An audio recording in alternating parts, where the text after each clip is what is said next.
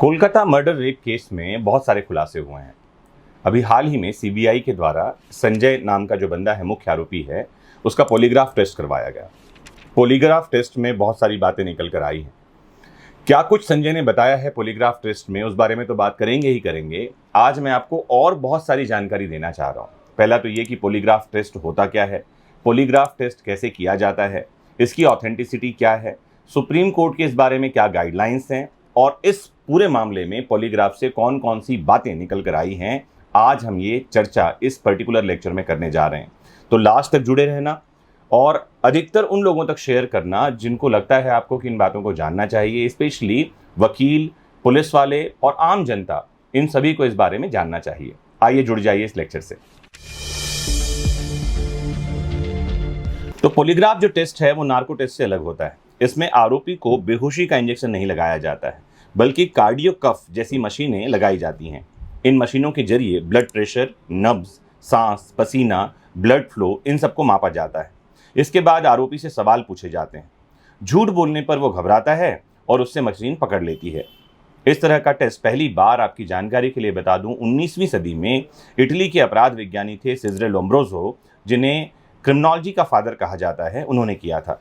बाद में 1914 में अमेरिकी मनोवैज्ञानिक विलियम मैस्ट्रॉन और 1921 में कैलिफोर्निया के पुलिस अधिकारी जॉन लॉर्सन ने भी इन उपकरणों को बनाया था और धीरे धीरे ये उपकरण इवॉल्व होता चला गया।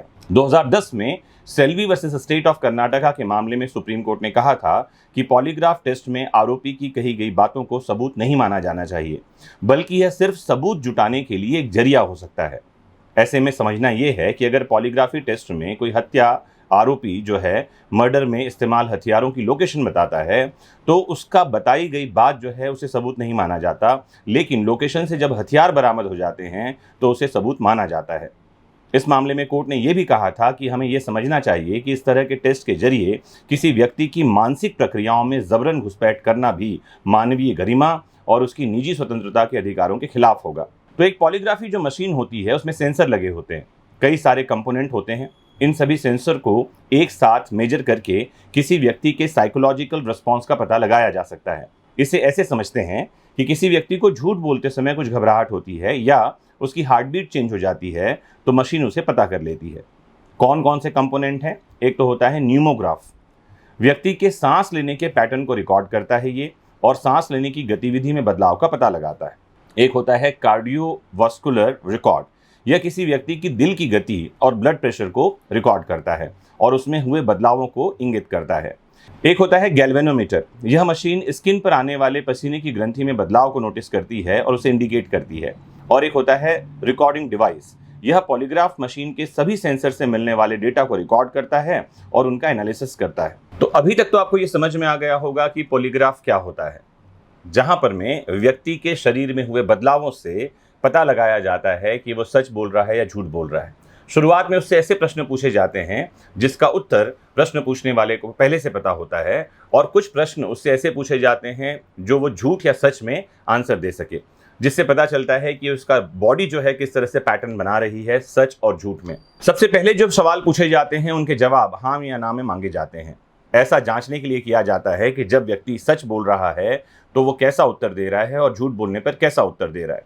इस समय व्यक्ति के सांस लेने की गति यानी ब्रीदिंग रेट, व्यक्ति का पल्स, ब्लड प्रेशर, शरीर से निकल रहे पसीने, इन सब से पता लगाया जाता है कि कौन से उत्तर वो सच बोल रहा है और कौन से उत्तर वो झूठ बोल रहा है। अमेरिका की साइकोलॉजिकल एसोसिएशन के मुताबिक पूछताछ के दौरान शरीर में होने वाले बदलाव या घबराहट से यह तय नहीं किया जा सकता कि आरोपी कुछ छिपा रहा है या झूठ बोल रहा है। हालांकि सच को पता करने का एक माध्यम ये जरूर है। वंडर पॉलिस की एक रिसर्च से पता चलता है कि अगर कोई व्यक्ति अपने इमोशन को कंट्रोल में रख सकता है तो इस जांच से उस पर कुछ खास प्रभाव नहीं पड़ता है।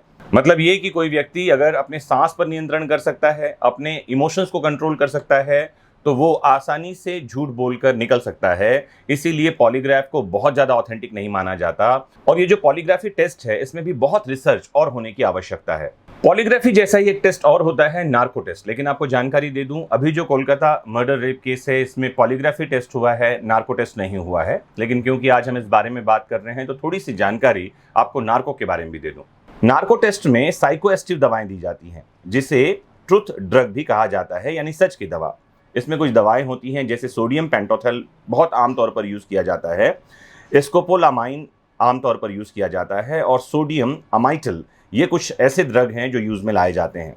इन दवाओं का इस्तेमाल सर्जरी के दौरान बेहोश करने के लिए भी किया जाता है। ये केमिकल जैसे ही नसों में उतरता है, शख्स बेहोशी में चला जाता है, और बेहोशी से जागने के बाद आरोपी जब आधी बेहोशी की हालत में रहता है, तब उससे ऐसे प्रश्न पूछे जाते हैं जिसका उत्तर उससे लिया जाता है। माना जाता है कि ऐसी स्थिति में व्यक्ति सच ही बोलता है। तो सीबीआई ने जो पॉलीग्राफी टेस्ट किया है संजय नाम के व्यक्ति का, उससे बहुत सारी बातें निकल कर आई हैं। संजय ने पॉलीग्राफी टेस्ट में स्वीकार किया है कि जिस रात रेप और मर्डर हुआ, उस रात उसने अपने एक मित्र के साथ मिलकर के सड़क पर एक लड़की से छेड़खानी भी की थी।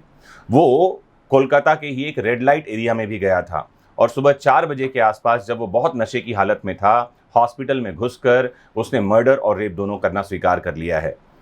प्रश्न बहुत सारे उठ रहे हैं। पहला तो ये कि क्या पॉलीग्राफी टेस्ट पर पूरी तरह से विश्वास किया जा सकता है, या इन बातों को और ठीक से जानने समझने की ज़रूरत है कि क्या किसी और को बचाने का प्रयास तो वो नहीं कर रहा है। क्योंकि जैसी घटना घटी है, एक आदमी संजय जो कि दुबला पतला दिखाई पड़ रहा है, उसने लड़की की टांग भी तोड़ दी, उसके साथ रेप तो किया ही किया, साथ में उसको इतनी चोटें पहुंचाई, और इस सब हाथापाई होने के बावजूद संजय के शरीर पर चोट के निशान क्यों नहीं है? हॉस्पिटल में रात के समय कोई क्यों नहीं जागा? जिस समय घटना घटी है वो रात का समय है, जिस समय की पिन ड्रॉप साइलेंस होगा उस पूरे एरिया में, लेकिन सरकारी अस्पताल होने के कारण वहाँ लोग बहुत सारे होंगे।